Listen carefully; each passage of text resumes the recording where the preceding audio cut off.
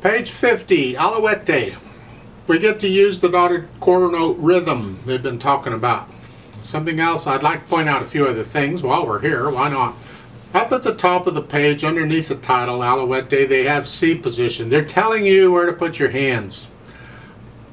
I would prefer you learn to look at the music and learn to figure out where to put your hands according to what the music is telling you, not because they're telling you where to put your hands. So I'd cross out that C position thing. I don't want it. What we do is we say, okay, where do the hands go? Well, you look at the first few notes or the first couple measures or so, and like in the right hand, they want your thumb on middle C here, so that puts my hand in this position. And if I look at the other notes, I see in the second measure the second finger's on D. Well, that works out, so I must be in C position in the right hand. For the left hand, I got a C chord to start with here. That puts me in C position. So at least I'm starting out in C position. I might move around. I don't know what's going on, but right now I'm in C position. And that's how you look at the music and figure out where the hands go. So this rhythm, let's talk about this. 4/4 time. At the beginning, 1 and 2 and 3. That's the rhythm.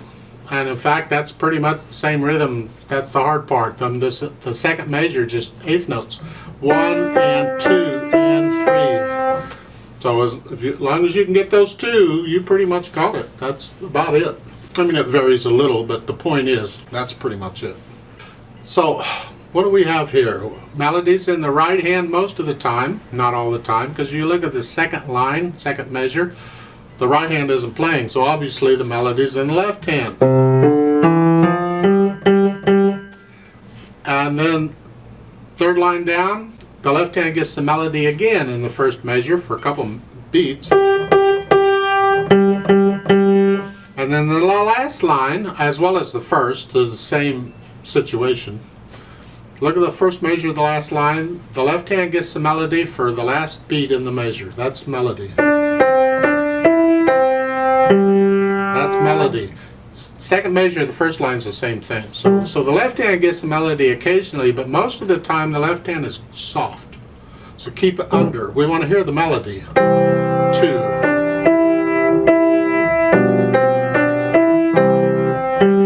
So when you play the note in the left hand that's melody, you got to play that one loud. And then go back to soft. Takes a little practice to be able to do that. So you need that kind of control, so this is good exercise. So the first two measures are loud, that's melody. And now it's soft. Second line, second measure, you're going to go up to loud and then back down to soft.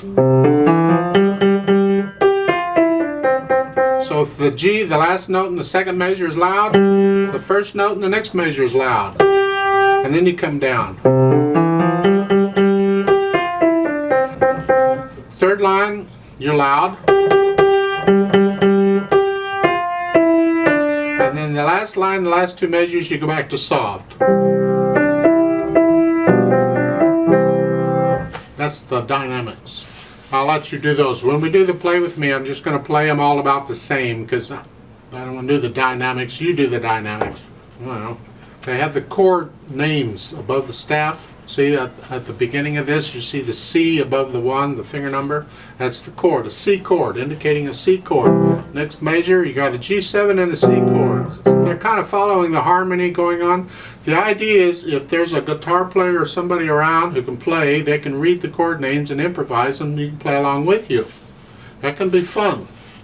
Well, when you get to the second line, second measure, there's a no chord. They're nice enough they wrote it out, the words, no chord. Normally it just is the letters in C. And that means no chord. That's simply telling the guitar player or whoever's playing to rest or don't play during that time. It's just piano. So for the last two measures of the second line, there's no other instruments playing, it's just piano. Until the last measure of the third line, when you get the C again, then they can start playing again. Don't get confused. Just because there isn't a letter above the staff doesn't mean they don't play. You stick with a chord until you get further instructions. So at the beginning, that C on the first beat, you're going to stick with that chord until you get other instructions. Well, that comes on the second measure when you get a G7 chord. Okay, you changed it. Then you get a C chord there in the second measure, and then nothing in the third measure. Well, you just stay with the C chord. You just keep playing a C chord, improvising on a C chord. So they're not going to give you instructions for every measure. It's just when it changes. So when you get the no chord instruction in the second line, you stick with that until you get some other instruction, and the other instruction comes in the third line. In the last measure, you finally get a C chord, and that tells you, okay, I can start playing again. Because in the last line, the first measure, G7 C chord, second measure doesn't have anything. Well, you're still doing the C chord. So just hang on. It doesn't mean you don't play, it just means you're playing whatever you were playing before. Keep doing it until you get something else. It's like dynamics. You keep a dynamic mark until you get a different mark. So at the beginning it's loud, and you're going to stay loud until they tell you something different. And at the end of the first line, the last measure, they give you a soft. Okay, that's different. Now you do that until they give you something different. And then the second line, you got the crescendo and decrescendo. Well, that's different. Now on the phrasing, they're phrasing each measure. I don't like short phrases. To me, it makes the music sound choppy. So at the beginning, the way they've got it, it's here.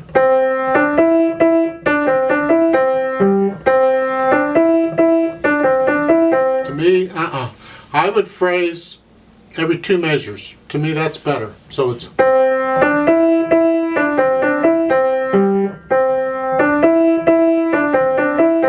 What I recommend we do on this main melody, every 2 measures on the phrases, not 1 measure.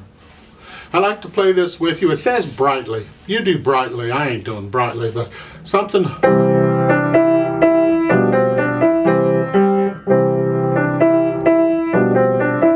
That to me maybe is brightly. Maybe that's too brightly. I'm not sure. We're going to go slow. I'll give us 4 counts, and let's play this together. So you're in C position to start. Looks like you're in C position through this whole thing, pretty much, except for the G7 chord. 1 and 2 and ready and go, and 1 and 2